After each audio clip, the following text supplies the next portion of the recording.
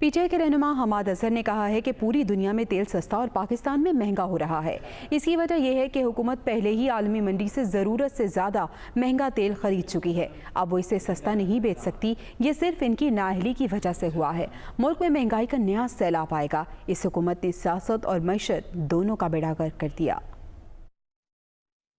عالمی منڈیوں میں 30 سے 35% تیل کی قیمتیں جو ہیں وہ کم ہو چکی ہیں اور 1.5 ماہ سے تقریباً تیل کی قیمتیں جو ہیں وہ عالمی منڈی میں کم ہیں۔ اس کے باوجود یہ ریلیف عوام کو پاس نہیں کر پا رہے۔ اس کی وجہ یہ ہے کہ یہ جو انہوں نے پہلے مہنگے کارگوز پہ زیادہ تیل منگا لیا اور اس کے بعد جب ڈالر ریٹ اپنے پیک پہ تھا تو اس پہ ایل سیوں کو ریٹائر کیا گیا بینکوں میں، اور ریٹائر بھی کیا گیا تو اس مہنگے ریٹ سے بھی 7-8 روپے زیادہ پہ ریٹائر کیا گیا۔ پیورلی حکومت کی ناکامی کی وجہ سے اس کو نہ تو یہ عالمی منڈی پہ ڈال سکتے ہیں اور نہ ہی کسی اور چیز پہ۔